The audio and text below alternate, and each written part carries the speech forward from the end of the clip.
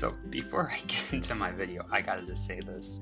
Like last week, I was on the train, about to get on the train, and I was kind of in a bad mood. And there's this like middle school student who cut in front of me before getting on the train, and I gave her like this "fuck you" glare, and then she looked at me, said sorry, bowed, and got behind me. I felt like the biggest ass on the planet. I just let her go, but turns out I can be an asshole in Japan, and I'm so sorry.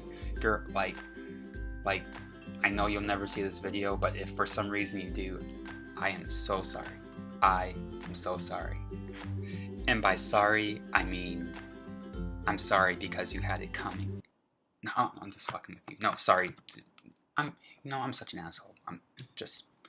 Let's go to the video. Yeah, so another day in Japan, and I finally got a cell phone, which is just freaking great. And I really wanted to talk about my adventures in getting the cell phone because, Jesus Christ, it's actually not as bad as it seems. Like at first, I thought it was really difficult, but this is how it goes. All right, let me just give you a little bit of backstory. So when I first got here, one of the first things I wanted to do was get a cell phone. Alright, I go to Yamada Denki, and which is basically the Best Buy of Japan if you live in America.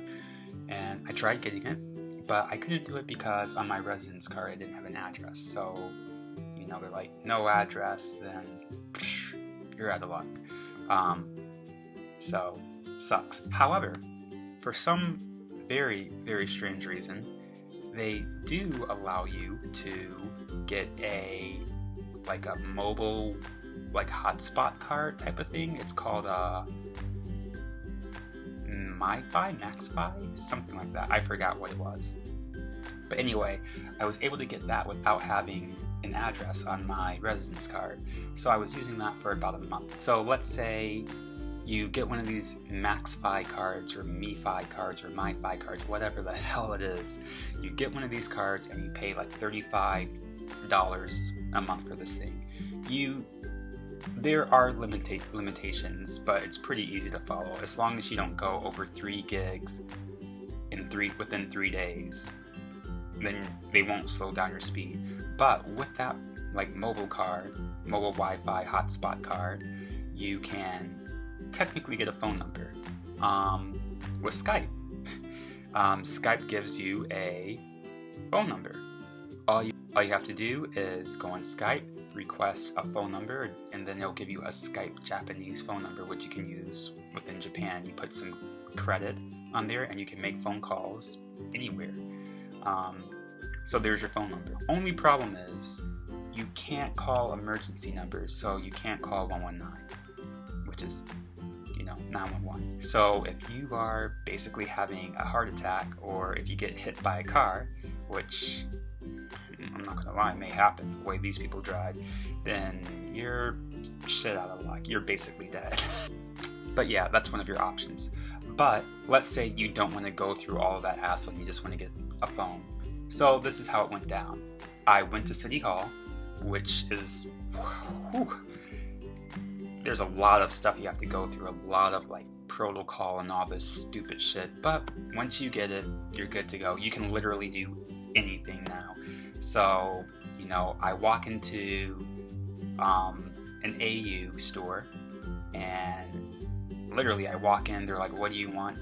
I told them I want an iPhone 6S Plus 64 gigabyte in black, and they're like, okay, here you go. You can either pay all of it at once, so pay like the $1,000-something dollars, or you can do it, you can pay along.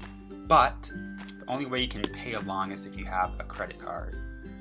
In my case, I'm just paying along with my American credit card. Of course, you do have the option to pay it off later, which I'm gonna do, and your bill will drop down significantly. So that's what I recommend.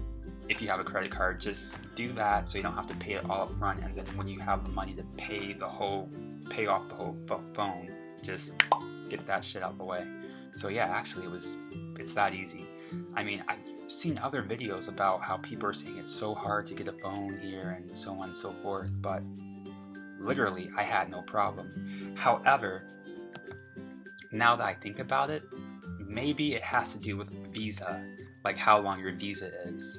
A lot of people I think who come here have a 1-year visa, but for myself, I actually have a 3-year visa. So they asked me how long is my visa, and I said 3 years. So they were able to give me like a 2-year contract or whatever. So yeah, and that's another downside. You are stuck on a contract. I mean, you can pay off the phone, and then your bill, at least with AU, will be like $35 a month. You get 7 gigs of data, which is, great. Especially if you're from the States, you know damn well it's a fucking steal, because we all know that like Verizon and AT&T and Sprint is a different story, but Verizon and AT&T, they don't give you shit. And T-Mobile is T-Mobile's good. I don't really have anything bad to say about them. So yeah, there you have it. That was such a simple video. I didn't really have too much to say. It was short and sweet. Yeah. So yeah, Light as a Key is out for now. I'll see you in another video.